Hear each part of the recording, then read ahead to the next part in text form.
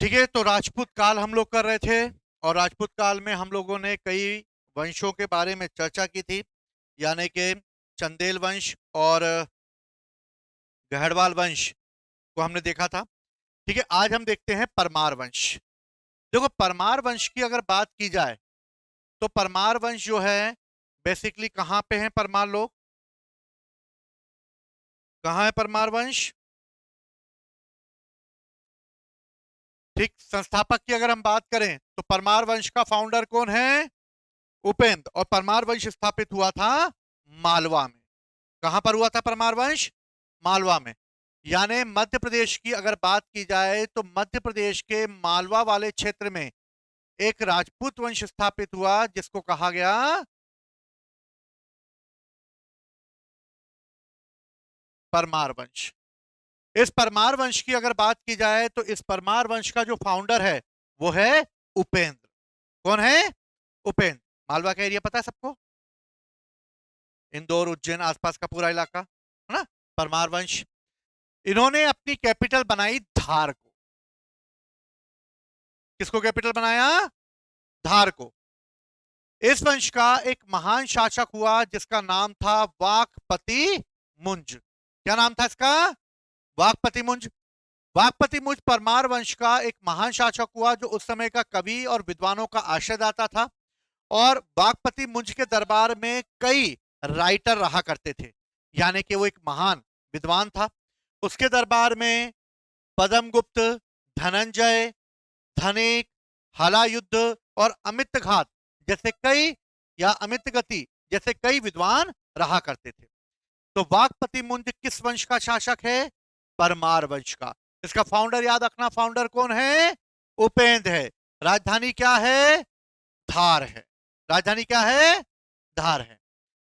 इस वंश का सबसे महान शासक होगा राजा भोज। सबने नाम सुना है। भोपाल में बड़ी सी मूर्ति भी लगी हुई है, बड़े तालाब के बीचों बीच खड़े हुए हैं तलवार लेकर वो, है ना। तो जो पड़ेगा नहीं वो तलवार चला देंगे अपनी। ठीक है ना। तो पढ़ाई नहीं करोगे तो राजा भोज क्या करेंगे? तो राजा भोज जो हैं इस वंश के सबसे महान शासक हुए। और राजनीतिक और सांस्कृतिक रूप से अगर बात की जाए तो राजा भोज जो हैं उन्होंने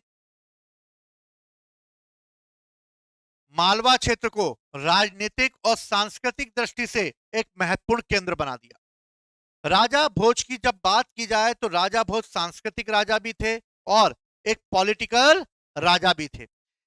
जब राजा भोज का शासन था तब गुजरात में एक शासक था जिसका नाम था चालुक्य नरेश भीम। कौन था चालुक्य नरेश? भीम। और उसकी राजधानी हुआ करती थी अनहिल वाड़ा। याद हो तो मैंने पिछली क्लास में बताया है, गुजरात के सोलंकी। कौन है गुजरात के? सोलंकी। और यहां पर सोलंकी वंश का शासक है भीम प्रथम। सोलंकी वंश को ही चालुक्य वंश के नाम से भी जाना जाता है। ये गुजरात के चालुक्य हैं। कहां के चालुक्य हैं? गुजरात के चालुक्य हैं। और इन्होंने अपनी राजधानी किसको बनाया है? अनहिल वाड़ा को। और ये समय यहां पर भीम प्रथम है। मालवा में कौन है राजा? भोज है। कहा जाता है कि राजा भोज ने गुजरात पर आक्रमण किया और भीम प्रथम की राजधानी अनहिलवाड़ा को पराजित करके वहां से बहुत अधिक मात्रा में धन प्राप्त किया। दूसरी तरफ अगर देखा जाए तो धार्मिक रूप से राजा भोज शैव धर्म का पालन करने वाले हैं। कौन से धर्म का पालन करने वाले हैं? शैव धर्म का। यानी भगवान शिव के वो परम भक्त हैं। दूसरी तरफ उन्होंने एक नगरी का निर्माण करवाया है और वो है धारा नगरी। कौन सी नगरी बसाई उन्होंने? धारा नगरी। और एक नगर बसाया जिसका नाम था भोजपुर। जाती हो तुम लोग भोजपुर? भगवान शिव की मूर्ति देखी होगी तुम लोगों ने, कितनी बड़ी मूर्ति बनाई है, तो राजा भोज ने बनाई।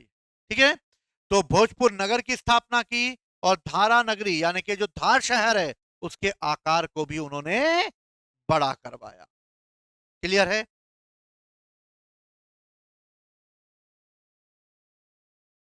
धार में ही उन्होंने एक मंदिर का निर्माण करवाया था और वो मंदिर है सरस्वती मंदिर। ये मंदिर बहुत ही इंपॉर्टेंट मंदिर है और इस मंदिर की एक खासियत है कि इस मंदिर में जो है मां सरस्वती की एक मूर्ति रखी हुई थी, जिसे ब्रिटिश काल में ब्रिटिशर्स ले गए और उन्होंने अपने म्यूजियम में उसे रखा है। मध्य प्रदेश सरकार इस मंदिर में रखी हुई मूर्ति को वापस लाने के लिए प्रयासरत है और वो ये चाहती है कि वो मां सरस्वती की जो मूर्ति है, यानी वाघ देवी की जो मूर्ति है, उस मूर्ति को वापस भारत लाया जाए। और इस तरह वहां पर जो मूर्ति रखी गई वो ओरिजिनल मूर्ति नहीं है, बल्कि डुप्लीकेट जो उसकी मूर्ति होती है उसको रखा गया। ओरिजिनल मूर्ति जो है वो ब्रिटिश म्यूजियम में है। तो वाघ देवी की मूर्ति यानी कि मां सरस्वती की मूर्ति धारा नगरी में रखी हुई है और वहां पर एक महाविद्यालय बनाया गया है जिसका नाम है संस्कृत महाविद्यालय। इस समय धार जो है अगर देखा जाए तो इस समय राजा भोज की नगरी है, लेकिन जब मिडिवल एज में जाते हैं तो धार जो है वो खिलजियों के अंडर में आ जाएगी और खिलजियों के अंडर में आने की वजह से धार में मुस्लिम पॉपुलेशन ज्यादा बसेगी और मुस्लिम पॉपुलेशन बसने की वजह से वहां पर मस्जिदों का निर्माण होगा, जिसकी वजह से धार में बनाई गई मां सरस्वती का मंदिर और मस्जिद पास पास होने की वजह से कई बार ऐसी कंडीशन बन जाती है कि मां सरस्वती की जब पूजा का दिन आता है और तभी उस दिन नमाज का दिन भी पड़ जाता है, जिसकी वजह से कई बार संवेदनशील घटनाएं घटित हो जाती हैं। एक सेंसिटिव एरिया है धार। बात समझ में आई? दूसरी बात, इनके बारे में ये कहा जाता था ये एक सांस्कृतिक राजा थे। इनका श्लोक और कवि के रूप में ये जाने जाते थे, नई नई कविताओं की रचना करते थे। इनके बारे में कहा जाता है कि अगर उनके दरबार में बैठा हुआ कोई कवि अगर किसी नए श्लोक की रचना कर देता था तो उसे वो इनाम में 1 लाख रुपए दिया करते थे। सोचो, नए श्लोक की रचना कर देने पे, यानी वो कितने बड़े सांस्कृतिक राजा रहे होंगे। और उनकी पत्नी भी एक सांस्कृतिक महिला थी, यानी उनकी रुचि भी नए साहित्य में रही थी। उन्होंने कई पुस्तकें लिखी, जैसे कत्य कल्प तरु, एक लक्ष्मीधर की मैंने बताई थी पहले, राजा भोज की भी उस समय मैंने बोला था कि उनकी भी रचना है, कत्य कल्प तरु। आयुर्वेद सर्वस्व, ये भी राजा भोज की रचना है। ताम्रांग सूत्रधार, ये भी राजा भोज की रचना है। और युक्ति कल्प तरु, ये भी राजा भोज की रचनाएं हैं। राजा भोज ने लगभग 23 ग्रंथ लिखे, लेकिन सारे ग्रंथ उपलब्ध नहीं हैं। कुछ ग्रंथ उपलब्ध हैं और कुछ समय के साथ नष्ट हो गए, यानी समय समय पर उन्होंने कई पुस्तकों की रचनाएं की हैं। क्लियर है? राजा भोज की संस्कृति में जितनी रुचि थी या साहित्य में जितनी रुचि थी, उतनी ही रुचि उन्हें नई नई खोजों में भी थी और इसीलिए उन्होंने काल्पनिक वैज्ञानिक उपकरणों पर भी एक ग्रंथ लिखा और इस ग्रंथ में उन्होंने उन इंस्ट्रूमेंट के बारे में लिखा जो आने वाले भविष्य में बनाए जा सकते थे। और काल्पनिक वैज्ञानिक उपकरणों पर भी एक ग्रंथ लिखा राजा भोज ने। राजा भोज ने बड़े तालाब का निर्माण करवाया जिसको हम भोजसर के नाम से जानते हैं। यह भोजसर तालाब जो है वो पहले छोटा होता था, समय के साथ साथ इसकी खुदाई की गई और अब खुदाई करते करते इसे बड़ा किया गया। बड़ा करने के साथ साथ ही राजा भोज ने यहां पर बांधों का निर्माण करवाया जिससे बड़े तालाब में पानी स्टोर रह सके, बह ना जाए, इसलिए बांध बनाए गए। लेकिन जब यहां पर मांडू पर हुसैन शाह ने कब्जा कर लिया और तब उसने इस बड़े तालाब के बांध को तुड़वा दिया और जिसकी वजह से इस तालाब को बहुत नुकसान उठाना पड़ा। लेकिन बाद में इसकी रिपेयरिंग करी गई और राजा भोज के द्वारा बनाए गए इस तालाब की मरम्मत करके इसे वापस बनाया गया। लेकिन इस तालाब की गहराई इतनी नहीं थी कि पानी ज्यादा समय तक स्टोर हो सके। जैसी गर्मी पड़ती थी तालाब सूख जाता था और सूखने के बाद मिट्टी साफ साफ दिखाई देने लगती थी। तुम लोगों ने बड़े तालाब के बीचों बीच दरगाह देखी होगी, कभी घूमने गए हो बड़े तालाब? देखिए, किसी के साथ गए होगे, वरना अकेले गए होगे। गए होगे ना? वैसे तो तुम जा नहीं सकते किसी के साथ, ठीक है ना? तो बड़े तालाब गए होगे, तो बड़े तालाब में तुम्हें बीचों बीच वो टेकरी दिखती होगी। वो टेकरी आज से लगभग 15 से 20 साल पहले वहां तक तुम पैदल जा सकते थे। देखी थी? फोटो वही मुझे लगा, वरना मम्मी की गोद में होगे तब। हाँ, जब सूखा होगा। मतलब ठीक है, फोटो देखी थी। मुझे लगा मम्मी की गोदी में गया होगा वो। ठीक है। समझ गए ना? भाई मुझे याद है, क्योंकि मैं कॉलेज वॉलेज में था तब। हाँ, देखी होगी। पूरा, वो तो अभी की घटना है, वो तो तुमने फोटो में देखा है, अभी की घटना है, वो तो 15-20 साल पहले की। तो पूरा सूख जाता था और हम पैदल जाते थे। लोग उसमें बाइक चलाया करते थे बड़े तालाब में, सोच सकते हो? बीचों बीच में बाइक चलती थी। कार रेसिंग होती थी, क्योंकि मिट्टी गीली होती थी। हमारे सिटी के सारे पठान आ जाते थे और बमा बम चलाते थे वहां पे कारें। समझ गए? तो रेसिंग होती थी वहां पर, बाइक रेसिंग होती थी, पूरा एकदम कीचड़ हो जाता था। फिर एक अभियान चलाया गया। अभियान चलाया गया कि बड़े तालाब को गहरा किया जाए, और गहरा करते हुए इस तालाब को सूखने ना दिया जाए। तो भारत में एक मुहिम चली गई, जिसके तहत बड़े तालाब को और गहरा करना था। तो भारत में सभी स्टूडेंट, सभी कॉलेज के, स्कूल के, सरकारी अधिकारियों, यानी सबने मिलकर श्रमदान दिया। और श्रमदान के तहत लोगों ने वहां से तगारी भर भर के मिट्टी निकाली, क्योंकि लेबर कहां से लाते थे? लेबर तो भारतीय, जो जो भोपाल में रहने वाले निवासी थे, वो खुद लेबर बन गए, और उन्होंने खुद तगारियां भर भर के ट्रकों में डाली। और आज बड़ा तालाब इतना गहरा हो गया है कि बरसा ये गर्मी में भी वो सूखेगा नहीं। अगर सूख गया तो हम फिर कर देंगे। समझ गए बात को? तो हमारे पास श्रम की कोई कमी है नहीं, फटे फटे जा रहे हैं हम तो, बहुत पॉपुलेशन है हमारे पास। समझ गए ना? तो भैया, क्या हुआ कि भोजसर नामक एक विशाल झील का निर्माण भी किसने करवाया? राजा भोज ने करवाया। उनकी मृत्यु और विद्या पर विद्वान और दोनों निराशित हो गए, और कहा जाता है निरालंबा सरस्वती, यानी मां सरस्वती भी दुखी हो गईं। और इस तरह किस राजा की मृत्यु पर कहा गया है निरालंबा सरस्वती? राजा भोज की मृत्यु पर। और इस तरह राजा भोज का जो वंश था वो धीरे धीरे समाप्त होने लगा। और वहां पर 12वीं सदी तक आते आते तोमरों ने मालवा क्षेत्र पर कब्जा कर लिया। बाद में पृथ्वीराज चौहान के समय चौहानों ने मालवा पर कब्जा कर लिया, और इस तरह मालवा किसके नियंत्रण में चला गया? चौहानों के नियंत्रण में। मैंने पिछली क्लास में तुम्हें कहानी बताई थी किस तरीके से तराइन का युद्ध हुआ, प्रथम और द्वितीय, जिसमें मोहम्मद गोरी ने पृथ्वीराज चौहान को पहले खुद पराजित हुआ, और द्वितीय युद्ध में उसने पराजित कर दिया। क्लियर है? चालुक्य वंश की अगर हम बात करते हैं, तो चालुक्य वंश कहां पे था? गुजरात में। मैंने तुम्हें अभी थोड़ी देर पहले बताया था कि चालुक्य वंश को ही सोलंकी वंश के नाम से भी जाना जाता है। और इस तरह इस वंश का जो संस्थापक था वो था मूलराज प्रथम। कैपिटल क्या है? अनहिल वाड़ा। भीम प्रथम जब शासक बना, तब मोहम्मद गजनी ने भारत पर आक्रमण किया। मोहम्मद गजनवी ने भारत पर कितनी बार आक्रमण किया? सब बचपन से सुनते आ रहे हो।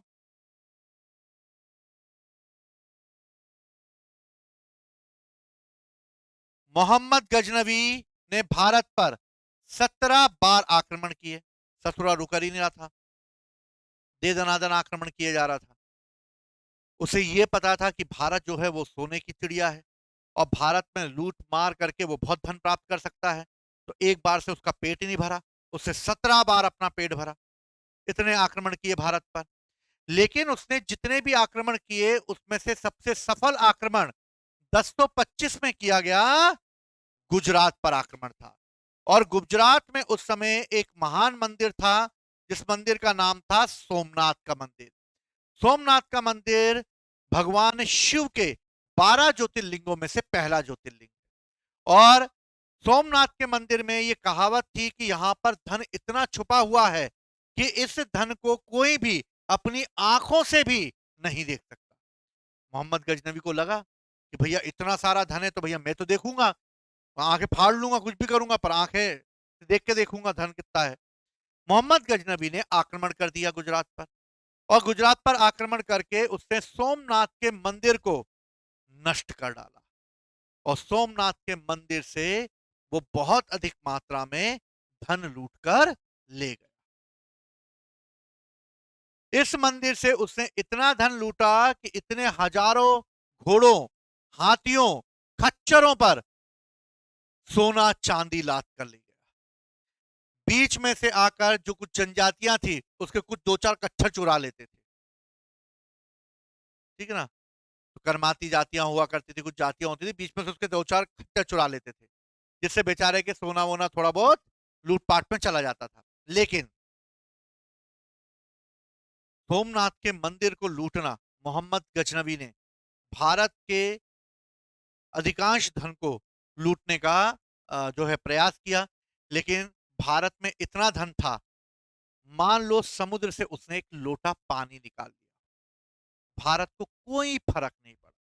फर्क पड़ा सिर्फ हमारा मंदिर तोड़ा गया, बाकी जितना धन था ले जाता भाई, हम तो वैसे बांट देते, इतना पैसा था हमारे पास, मंदिर को तो मत तोड़ता। लेकिन मंदिर को तो तोड़ना जरूरी है, ठीक, क्योंकि आक्रमणकारी ये सोचते हैं कि मंदिर जो है उसमें धन छुपा होता है और आस्था का केंद्र भी है लोगों की। सोमनाथ का मंदिर तोड़ दिया गया और सोमनाथ के मंदिर को समय समय पर रिपेयरिंग करी गई, और इस तरह सोमनाथ के मंदिर को वापस से भीम प्रथम ने लकड़ी का बनवा दिया।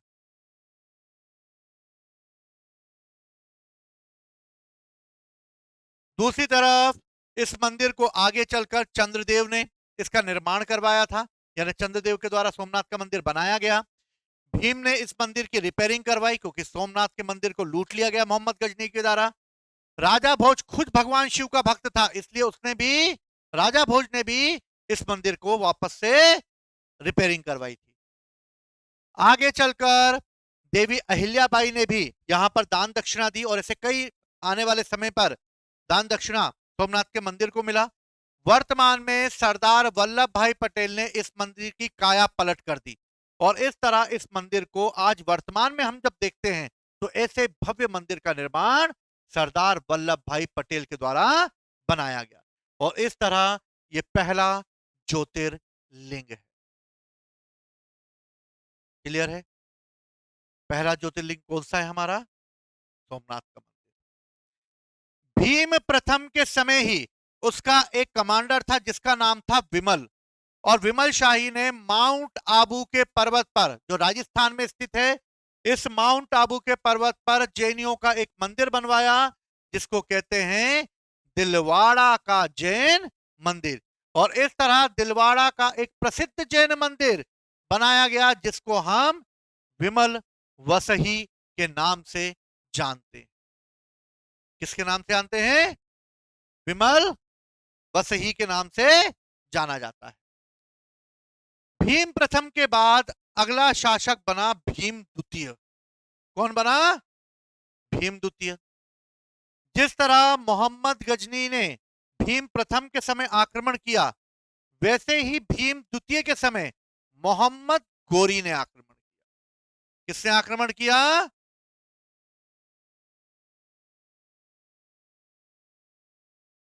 भीम द्वितीय। 1179 में मोहम्मद गोरी को लगा कि हमारे पूर्वज आए थे मोहम्मद गजनबी, क्योंकि मोहम्मद गजनबी ने 1025 में आक्रमण किया था, अब चल रहा है 1179, लगभग 125 साल, 150 साल हो चुके हैं। और ये भारत के बारे में लोगों को पता चल चुका है, मिडिल एशिया के लोगों को, कि भारत जैसा कोई धनी देश नहीं है, जितना लूट सको लूट लो, भारतीयों को कोई फर्क नहीं पड़ने वाला। मोहम्मद गोरी को लगा कि भैया सब लूट रहे हैं, मैं क्यों पीछे रहूं, भाई जब सब भारत को लूटने में लगे हैं तो भैया मैं भी थोड़ा बहुत लूटामारी कर लूं। और इसी उद्देश्य से भीम द्वितीय 1179 में, मतलब भीम द्वितीय के समय 1179 में मोहम्मद गोरी भारत की ओर बढ़ा।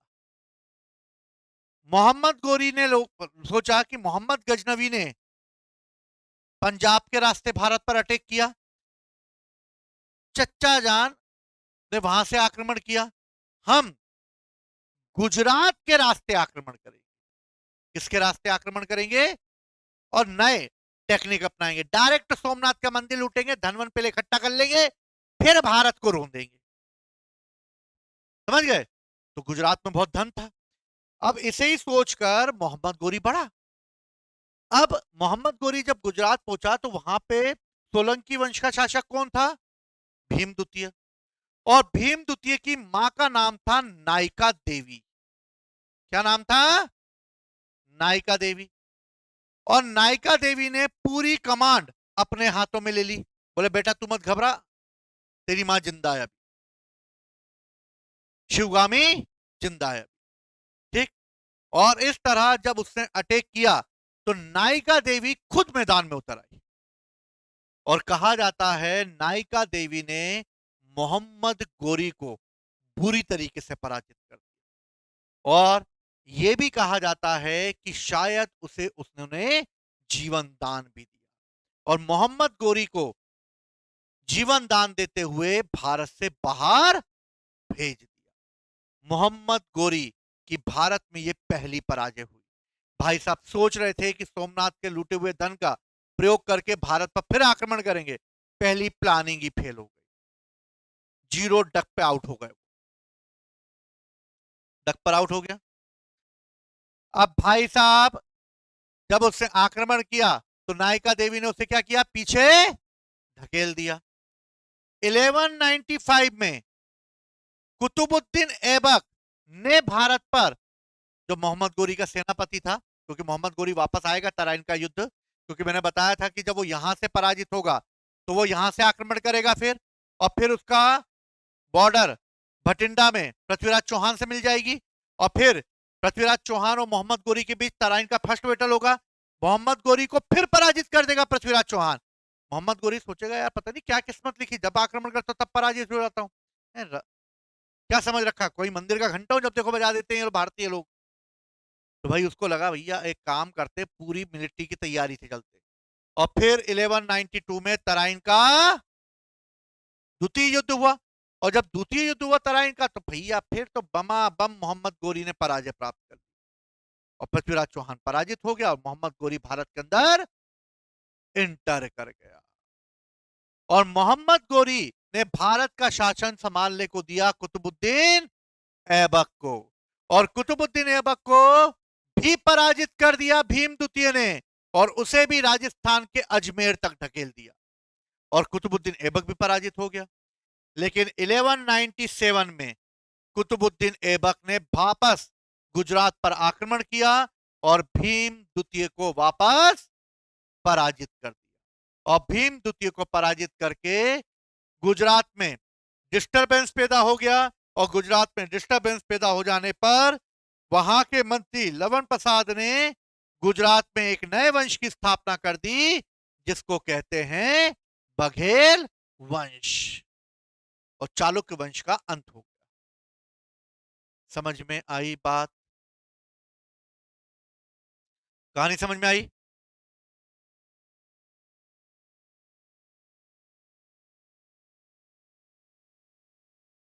बघेल वंश की स्थापना गुजरात में हो गई, और बघेल वंश की स्थापना करने के बाद वहां पर बाद में बघेल वंश का एक शासक हुआ जिसका नाम था रायकरण बघेल। क्या नाम था? रायकरण बघेल। रायकरण बघेल के समय अलाउद्दीन खिलजी ने भारत पर आक्रमण कर दिया, और अलाउद्दीन खिलजी के आक्रमण के कारण रायकरण बघेल गुजरात छोड़कर जो है चला गया, और इस तरह गुजरात दिल्ली सल्तनत के शासक अलाउद्दीन खिलजी के अधिकार क्षेत्र में आ गई, और इस तरह गुजरात पर किसका अधिकार हो गया? अलाउद्दीन खिलजी का। क्लियर है? यह है गुजरात का सोलंकी वंश। समझ में आई बात? इस समय बहुत सारे राजा महाराजा जाएंगे, बहुत सारे शासक आएंगे, इससे तुम्हें याद करने में थोड़ी दिक्कत होगी क्योंकि लिस्ट की लिस्ट आएगी राजा महाराजाओं। समझ गए? क्योंकि इतने सारे शासक आएंगे कि इन शासकों को याद करना पड़ेगा तुम्हें, एक बार में याद नहीं होंगे, क्योंकि तुम लोग इंटेलिजेंट लोग नहीं हो, तुम लोग आम लोग हो, बादामी आम हो। कैसे आम हो? क्या सत्यवचन? काजल की बहन नहीं आई आज? क्या बात?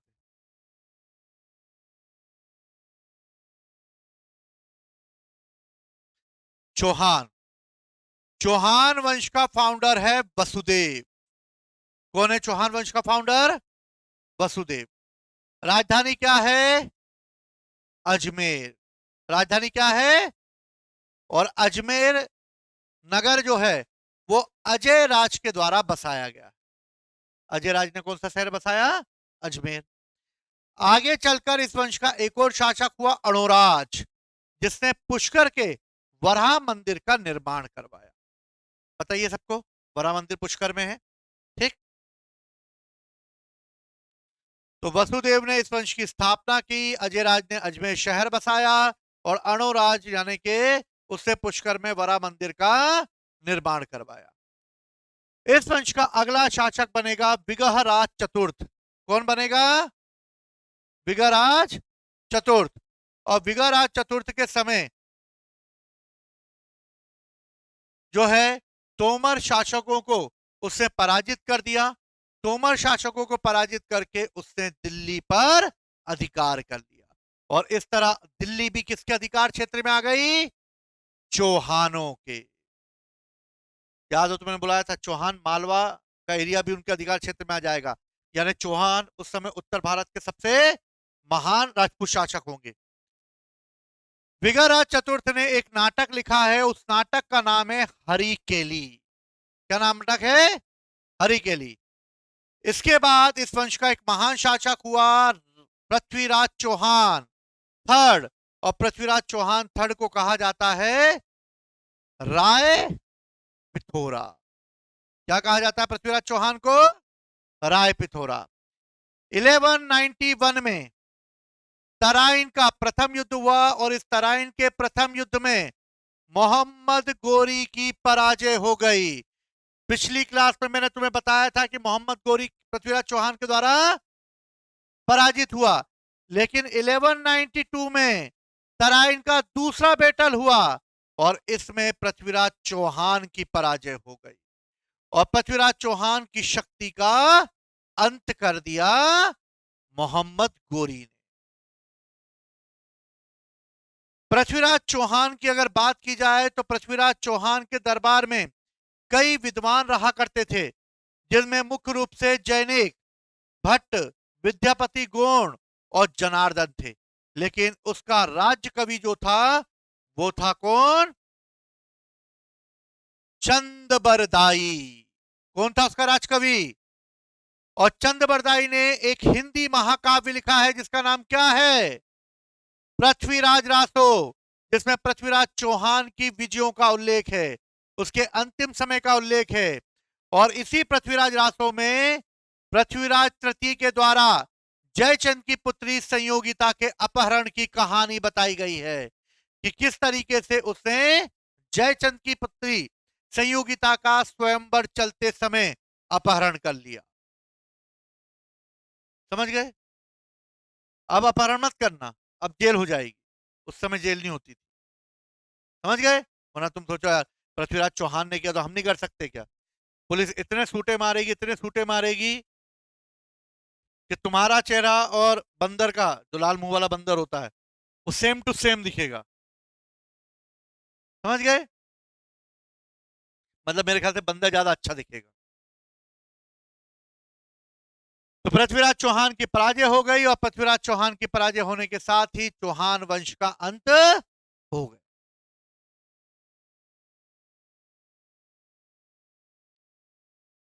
कलचुरी के यानी त्रिपुरी के, कलचुरी यानी के त्रिपुरी, और इस समय कलचुरी यानी के जबलपुर के आसपास का इलाका, और वहां की कैपिटल हुआ करती थी त्रिपुरी। बस फाउंडर याद रखना, यहां का संस्थापक कौन था? कुक्कल प्रथम था। अभी हम ज्यादा डीप में नहीं पढ़ेंगे, क्योंकि ज्यादा डीप में जाओगे तो और हालत खराब होगी। पहले तुम्हारा बेस मजबूत हो जाए। तो अच्छा, ये भी डीप में है। ठीक है भाई, भूल जाओ सब, कुछ नहीं पढ़ा बनने। ठीक है, थोड़ा बहुत तो करना पड़ेगा। क्या होता है कि देखो कंपटीशन इतना हाई है ना, कि थोड़ा सा डीप में, मैं अभी भी डीप में नहीं पढ़ा रहा हूँ, बल्कि लोग तो बच्चे इससे भी ज्यादा डीप में पढ़ेंगे। लेकिन क्या है, पहले बेस मजबूत हो जाए, तुम्हारे कानों में सुनाई दे जाए कुतुबुद्दीन ऐबक कोई था। बना तैयारी नहीं करे तो कौन कुतुबुद्दीन ऐबक? अच्छा, वो जहांगीराबाद वाले चच्चा, ऐसे याद आएगा तुम्हें फिर। तो पता होना चाहिए मोहम्मद गोरी कौन था, मोहम्मद गजनवी कौन था। भाई जब मैं तैयारी करता था मुझे भी नहीं पता था कौन थे, मुझे क्या लेना देना इनसे, जैसे तुम्हें आज कोई लेना देना नहीं है इनसे। समझ गए? सहयोगिता होगी कोई, वो पड़ोसी पीछे वाली गली में रहती है, तो क्या लेना देना उससे। समझ गए बात को? दिखी नहीं यार बहुत दिन से, मामा क्या गई है क्या? समझ गए बात को? तो तैयारी का जब होता है तब जाके चीजें पता चलती हैं। सेन वंश, याद आया सेन, बंगाल के सेन। पाल वंश के बाद सेन वंश की स्थापना हुई थी, और फाउंडर सामंत सेन। मैंने कहा था याद रखना। आगे चल के वल्लाल सेन हुआ, जिसने दो पुस्तकें लिखी। एक का नाम था दान सागर, और एक का नाम था अद्भुत सागर की रचना की।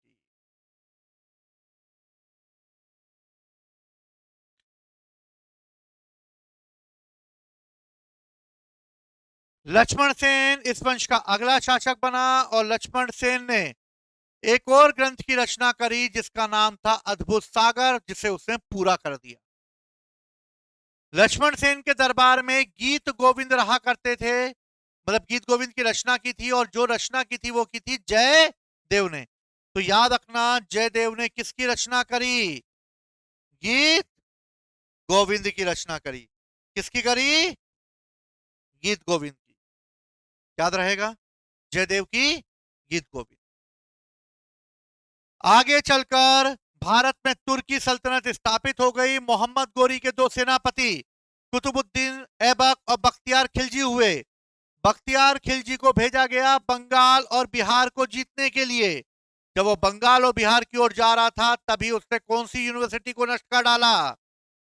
नालंदा। नालंदा यूनिवर्सिटी को नष्ट करने के बाद वो आगे बढ़ा, और आगे उसने लक्ष्मण सेन पर आक्रमण कर दिया। लक्ष्मण सेन अपनी राजधानी नादिया छोड़कर भाग गया, और बाद में बख्तियार खिलजी ने बंगाल पर कब्जा कर लिया, और इस तरह बंगाल और बिहार भी किसके अधिकार क्षेत्र में आ गया? तुर्कियों के। और ये राजपूत वंश भी समाप्त हो गए, मतलब बंगाल के सेन भी समाप्त हो गए। राजपूत काल का वंश है ये। ठीक। कश्मीर। कश्मीर की अगर हम बात करते हैं तो कश्मीर पर समय समय पर कई शासकों ने शासन किया है। सबसे पहले अगर मैं कश्मीर की बात करूं तो कश्मीर में सबसे पहले अशोक ने अपने अधिकार क्षेत्र में लिया, और ललित पट्टन नामक एक नगर की वहां स्थापना की, श्रीनगर की स्थापना करी। कनिष्क ने भी कश्मीर पर अधिकार रखा। हुण शासक मिहिर कुल जब कश्मीर गया तो उसने भी वहां पर, हुण शासक कश्मीर, हुण शासक ने भी, यानी मिहिर कुल ने भी वहां पर अधिकार जमाए रखा। समय समय पर कई वंश खड़े हुए कश्मीर में। पहला वंश है कारकोट वंश। कौन सा वंश है? और कारकोट वंश का फाउंडर है दुर्लभ वर्धन। कौन है? इसी वंश का एक शासक होगा ललितादित्य, और ये कश्मीर का एक मंदिर बनवाएगा जिसका नाम होगा मातंड का सूर्य मंदिर। तो कश्मीर के एक महान सूर्य टेंपल का निर्माण किसने करवाया? ललिता दित्य ने करवाया, और इसने सूर्य मंदिर की स्थापना की कश्मीर में। याद रखना, सन टेंपल है ये। ठीक है। कारकोट वंश समाप्त हो गया, और कारकोट वंश के बाद उत्पल वंश आया। उत्पल वंश का फाउंडर है अवंती वर्मन, और अवंती वर्मन के मंत्री सुइया ने झेलम नदी पर एक बांध बनाकर इंजीनियरिंग का उस समय का सबसे महत्वपूर्ण उदाहरण प्रस्तुत किया। तो याद रखना, झेलम नदी पर बांध किसने बनवाया था? हुइया ने बनवाया था। किसने बनवाया? हुइया ने। आगे चलकर शंकर वर्मन इस वंश का शासक बनेगा। शंकर वर्मन जनता पर बहुत अधिक टैक्स लगा देगा, जिसकी वजह से जनता पर लगने वाले टैक्स की वजह से जनता उसके विरुद्ध हो जाएगी और फिर जनता के द्वारा उसकी हत्या कर दी जाएगी। शंकर वर्मन की हत्या कर देने के बाद उसकी पत्नी सुगंधा शासन की बागडोर अपने हाथों में ले लेगी और इस तरह सुगंधा कश्मीर की एक महिला शासिका के रूप में काम करेगी, शिवगामी जैसी। कारकोड और उत्पल वंश के बाद अगला वंश आया पर्वगुप्त वंश और इसका फाउंडर पर्वगुप्त था। लेकिन इस वंश का अगला शासक क्षेमगुप्त होगा, जिसका विवाह लोहार वंश की शासक की पुत्री दिद्दा के साथ होगा। लेकिन क्षेमगुप्त की मृत्यु हो जाएगी और मृत्यु हो जाने के बाद 980 में यहां की शासिका बनेगी दिद्दा। तो याद रखना, दिद्दा कहां की शासिका थी? कश्मीर की। 980 से लेके 1003 तक दिद्दा ने कश्मीर में शासन किया है और क्षेमगुप्त की मृत्यु के बाद वो स्वयं वहां की शासिका बनेगी। उसका भतीजा संग्राम राज उसकी सहायता करेगा। लेकिन आने वाले समय में दिद्दा अपने भतीजे के षड्यंत्र के कारण परेशान हो जाएगी और फिर संग्राम राज एक नए वंश को खड़ा करेगा, जिसका नाम होगा लोहार वंश। और इस तरह कश्मीर में चौथा वंश स्थापित होगा, लोहार वंश। संग्राम राज इसी का शासक बनेगा, लेकिन इस वंश का सबसे महान शासक होगा जय सिंह। जय सिंह के बारे में सिर्फ एक चीज याद रखना कि कश्मीर का इतिहास इस समय एक व्यक्ति के द्वारा लिखा गया है, जिसका नाम है कल्लड़। और कल्लड़ ने एक पुस्तक लिखी है जिसका नाम है राज तरंगनी। याद रखना, राज तरंगनी कश्मीर का इतिहास बताती है। किसका इतिहास बताएगी राज तरंगनी? राज तरंगनी कश्मीर का इतिहास बताएगी। याद रहेगा। 1339 में शाहमीर नामक एक अंतिम हिंदू शासक होगा, मतलब शाहमीर ने अंतिम हिंदू शासक की एक विधवा रानी है, उसका नाम है कोटा। और इस रानी को अपदस्थ करके यानी पद से हटाकर भारत में कश्मीर एक मुस्लिम राज्य के रूप में स्थापित हो जाएगा और अब वहां पर मुस्लिम पॉपुलेशन।